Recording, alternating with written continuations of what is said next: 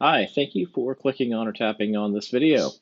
I hope I can teach you something. And if you're familiar with my channel, you know this is a little unusual. I'm in the office here. You can see I guess it's on this side actually, my daughter's little bird back there and her mess where she does arts and crafts. Everything's mirrored, so it's over here. That's where her desk is. So a little bit unusual setting today. It is still cold outside, so I hope to get back on the water soon as the weather warms up. But this is a video I've wanted to make for a while because I don't know if everyone's aware of this, but some states' wildlife resources or Department of Natural Resource departments, they have systems by which they first of all they monitor how many large trophy-sized fish are in their waters. And some of that's done through shocking the fish, but another part is self-reporting through us, the anglers. Sorry if you can hear my birds in the background. But the great part about this is you can use it to kind of keep track and grab some memories without having to take that fish out of the water or pay for a replica. So I'm going to show what I received recently, and this is over a few years of work now of reporting some of my larger catches. I now have 5 different TARP or Tennessee Angler Recognition Program trophy-sized fish reported. So that puts me at Master Angler level 1. I feel weird saying that because I guess it's great. I'm really happy to have it, but fucking bragging about something that's just something I enjoy doing. But I wanted to share it with you and also relate this into a few places that you may find a little more interesting for you as trying to find fish. I'm going to stop here and I'm going to take you to the website where you get information on the Tennessee Angler Recognition Program. And I'll show you what I'm talking about. At the Tennessee Angler Recognition Program, it is a lot to say. I will call them TARP fish or something to that effect occasionally. You can see where they have also abbreviated the information here. So let's go to the website, and I'm not going to read everything here word for word. And I think it's laid out pretty well that you can deduce some things here. But the qualifying lengths and species, and you've noticed it automatically moves you down to that area. There are a total of 27 species that now qualify for this award. And you can see the length in inches here. And I'll get to in a moment how you need to determine the length of your fish and how you apply. And you can see that information's here. So if you wanted to stop and jump ahead, you're welcome to do so. But the other piece of this is there's a little bit of intel you can gather from this website. So if you go to the summary of TARP entries, you can see the species qualifying lengths. So this is the length it needs to be, the total submitted, the largest in length that has been submitted, and Melton Hill. So I don't see anything on this website that says this, but scrolling down through here and looking at the different fish species, and I'll try to go kind of slow for you. If you notice, like right here, and there's pictures you can see of each submission, but this is a 14.25 crappie Melton Hill, and this is a rock bass from Norris Reservoir. I don't know for sure if the largest fish came from Melton Hill in Knox County or if the most amount of fish came from Melton Hill in Knox County. So and that's specific to this black crappie. But there's 404 total submitted, 14 inches or more. 19.75 is the largest fish, Melton Hill. So if you're ever looking for where to go catch, say, a large black crappie, in my mind, I think Douglas Reservoir, Douglas Lake, just because that seems to be where other crappie fishermen go, especially this time of year, that I know at least. But Melton Hill also has some large fish there. And you can look down through here and deduce the same information from all these different species.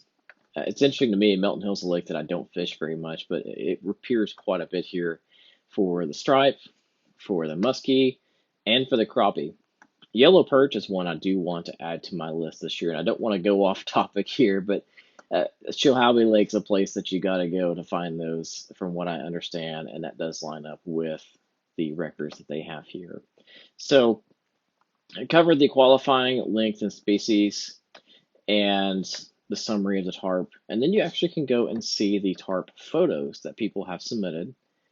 And as you scroll down through here, you can see there have been some just awesome fish caught. I mean, this is a 26.75 inch brown trout, and there's a 29.5 inch rainbow trout. So many of these people just had some incredible days on the water, and happy to see it. The next piece here is, goodness, I have to scroll way back up here. You can see all of the tarp entries. Take a second to load here.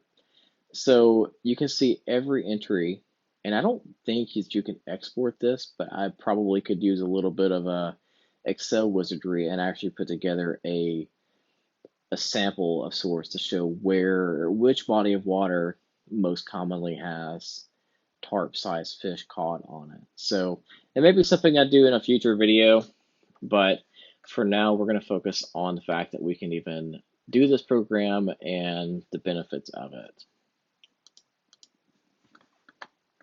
The other thing to consider here is as you start catching some of these big species or big fish of these species, which I certainly hope that you do, is there are different levels of Master Angler Awards. I just got number 1 because I have 5 total submissions, and then it moves over to different species.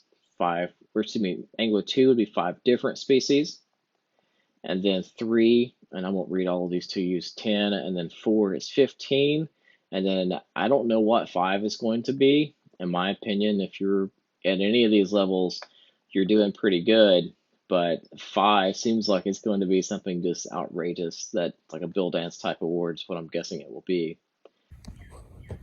So that lets you know that this program exists. And it's pretty nice. It gives you some good information, and we know kind of why they're doing it.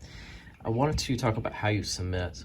So this is an old hog trough, and you can see it's been really well taken care of. It's all beat to heck. But and also my son threw me this fish on there when he was like 3 when I got it. This is really old. I do not fish kayak tournaments, so I don't really need anything fancy. And TWRA just requires that it is a fish laid on a measuring device where you can see it. Or this is the form. I printed out a few of these, and I will show you on the website here where to get this form.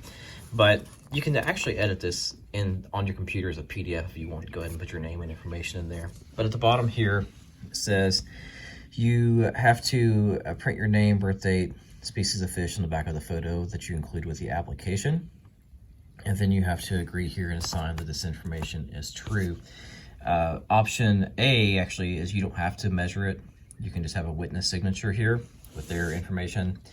It does make it seem very serious about the length of a fish, but you are signing a state issued document. So we want to be as accurate as we can be and as truthful as we can be. This also helps TWRA, like I said, learn what kind of fish are out there. And the back of the form has all the links.